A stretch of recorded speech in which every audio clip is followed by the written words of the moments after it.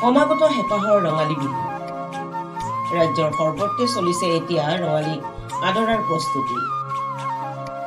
বহাগ বিহুৰ উপলক্ষে নগাঁৱৰ সামাজিক আৰু সাংস্কৃতিক গোষ্ঠী গান্ধাৰৰ উদ্যোগত বিগত বছৰসমূহৰ দৰে এই বৰ্ষও বৰহমপুৰ উৰিয়া গাঁৱত বিহু নাচ আৰু ঢোল বাদনৰ কৰ্মশালা অনুষ্ঠিত হয়।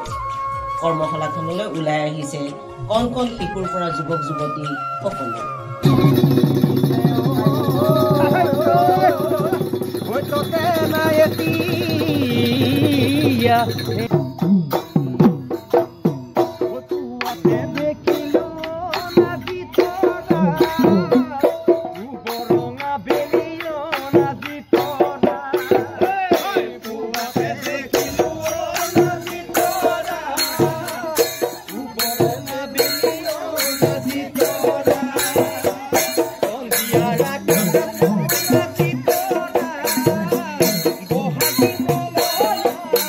এতিয়া উদুলি মুদুলি হৈ পৰিছে উৰিয়া গাঁৱৰ খেলপথাৰ। নগাঁও সামাজিক সাংস্কৃতিক অনুষ্ঠান গান্ধাৰে ইতিমধ্যে 2006 চনৰ পৰা এই 25 চন পৰ্যন্ত প্ৰতি বছৰে বিহু কৰ্মশালা অনুষ্ঠিত কৰি আহিছে। নৱপ্ৰজন্মক লোককৃষ্টিৰ সংস্কৃতিৰ প্ৰতি নিভাঁজভাৱে প্ৰশিক্ষণ প্ৰদানৰ হেতু কৰ্মশালা অনুষ্ঠিত কৰা হয়। সদৌ অসম ভিত্তিক জেং বিহু, ঢোল বাদন, সমান্তৰালভাৱে মুকলি বিহু আয়োজনকে ধৰি বৰ্ণাঢ্য কাৰ্যসূচী ৰূপায়ণ কৰি আহিছোঁ।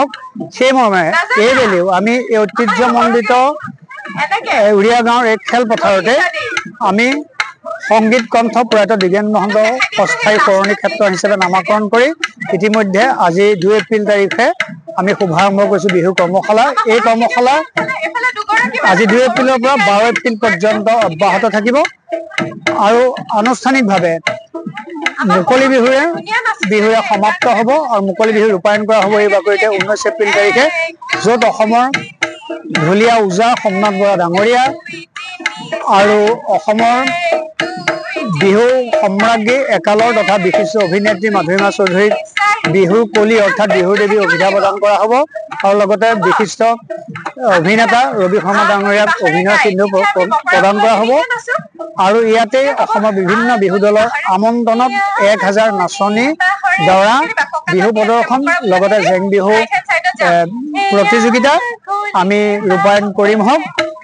আৰু আপোনালোকক জনাবলৈ সুখী হৈছোঁ যে আজিৰ এই বিহু প্ৰশিক্ষণ শিবিৰত আমি প্ৰশিক্ষক হিচাপে আমন্ত্ৰণ কৰি আনিছোঁ অসমৰ বৰবিহুৱতী চয়নিকা কাশ্যপ আৰু লগতে বিহু উপাসকসকল পদুম প্ৰসাদ শইকীয়া, চন্দ্ৰ শইকীয়া, ভুৱন দাস ঢোলত প্ৰমুখ্যে বিশিষ্ট ব্যক্তিসকলে আজি ইয়াত সমবেত হৈ প্ৰশিক্ষণ শিবিৰ জীপাল কৰি তুলিছে।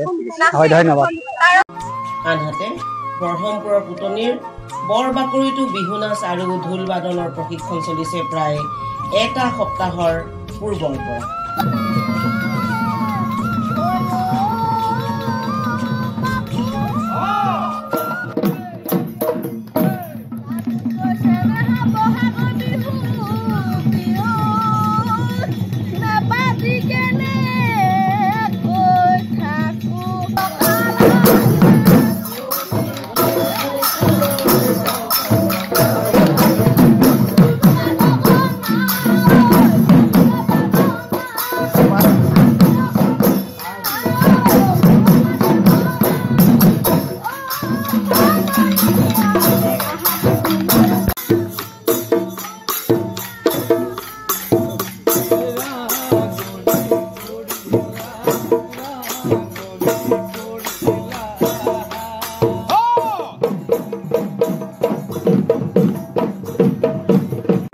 বিগত বৰ্ষৰ দৰে বৰবাকৰি কেন্দ্ৰীয় সাংস্কৃতিক মঞ্চৰ ব্যৱস্থাপনাত বৃহত্তৰ মাজপুতনি অঞ্চলৰ কণ কণ শিশুসকলৰ সুপ্ত প্ৰতিভাসমূহক বিকশিত কৰাৰ মানসেৰে আমি আমাৰ এই অঞ্চলৰে ঢোল বাদনৰ বাবে নৱ বৰা, ব্ৰহ্মপুৰৰ আমাৰ নাৰায়ণ বৰা, আমাৰ শ্ৰদ্ধাৰ প্ৰাপ্তিলিকা বাইদেউ এখেতসকলক আনি আমি এই কণ কণ শিশুসকলক বিনামূলীয়াকে বিহু নৃত্য, ঢোল বাদন, পেঁপা, তাল, গগনা আদি সমস্ত বিহুৰ আনুষংগিক বিষয়সমূহ তেওঁলোকৰ কলা কৌশলী প্ৰতিভা বিকাশৰ হেতু আমি আজি 25 মাৰ্চৰ পৰা বৰ্তমানলৈকে 10 দিনীয়া এটা বিনামূলীয়া কাৰ্যসূচী কাৰ্যপন্থা হাতত লৈছোঁ।